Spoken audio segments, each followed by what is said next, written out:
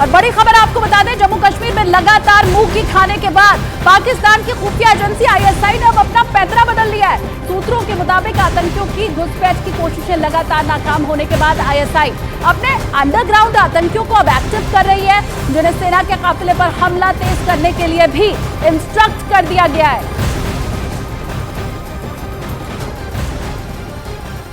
और चलिए अब आपको ग्राफिक्स के जरिए नापाक साजिश फेल होने के बाद किस तरह से आईएसआई ने अपना पैतरा बदला है, वो उसकी कौन सी स्ट्रैटेजी है, अब जरा उसके बारे में भी बता देते हैं कि कैसे आईएसआई अब आगे काम कर रही है। जो उनके अंडरग्राउंड आतंकी है, अब उनका सहारा लेगी आईएसआई।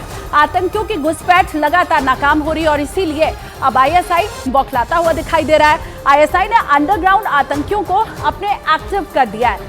ये खास करके घाटी में ही रहते हैं आतंकी। सेना के काफिले पर हमला इन्हें तेज करने का निर्देश दिया गया है। टारगेट स्पष्ट बताया गया है, सेना का काफिला।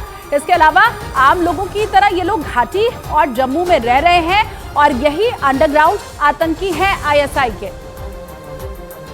अंडरग्राउंड आतंकियों को पहाड़ साथ ही जंगल की पूरी जानकारी होती है, क्योंकि ये वहीं के रहने वाले होते हैं, वहीं के बाशिंदे होते हैं। हमले के बाद जंगल में छिपने में अंडरग्राउंड आतंकियों को बहुत आसानी होती है, क्योंकि पूरा इलाका चप्पा चप्पा उनका देखा हुआ होता है। और अब बस इन्हीं के सहारे आईएसआई है, क्योंकि जिन्हें सीमा पार से वो भेज रहा है वो तो पकड़े जा रहे हैं या चुन चुन कर मारे जा रहे हैं। तो अब जो अंडरग्राउंड आतंकी है, क्योंकि इलाके को वो बेहतर जानते हैं, तो आईएसआई को ये लग रहा है कि शायद अब उनकी बदौलत आतंक को आगे बढ़ाया जा सके। न्यूज़ 18 इंडिया के संदीप बोल इस वक्त और ज्यादा जानकारी के साथ जुड़ रहे हैं। संदीप, ये अंडरग्राउंड आतंकियों को क्या इंस्ट्रक्शन मिल रहा है?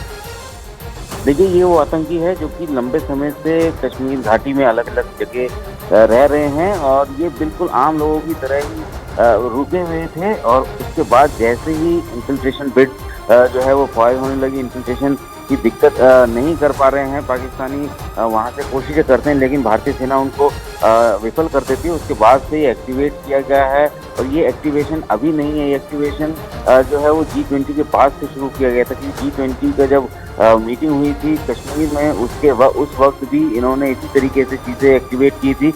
जितने भी ऐसे लोग हैं, जितने भी ऐसे आतंकी जो कि लंबे समय से अंडरग्राउंड है, उनको जो है एक्टिवेट किया गया था। इसके पीछे की सबसे बड़ी वजह ये है कि वहाँ क्योंकि जिस तरीके की घटनाएं हम लोग देख रहे हैं कि ये एम्बुश करते हैं, हमला करते हैं, उसके बाद वो जंगलों में भाग जाते हैं। जंगलों में अगर भागना है, वहाँ के बारे में टोपोग्राफी, वहाँ के सारी चीज़ें जानकारी होनी बहुत ज़रूरी है। और यही वजह है कि वो लोग पूरी तरीके से रेकी करते हैं। रेकी करने के बाद इस तरीके से हमला करके उसके बाद फिर जंगलों में छिप जाते हैं।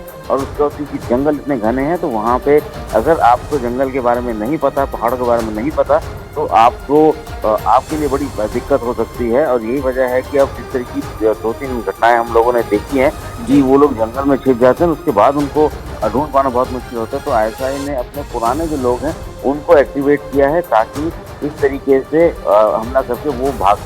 बिल्कुल संदीप, आईएसआई चाहे भले ही नई स्ट्रैटेजी अपना ले, लेकिन उनको मारा चुन चुन कर उसी तरह से जाएगा जैसे अभी तक उन्हें मारा जाता रहा है।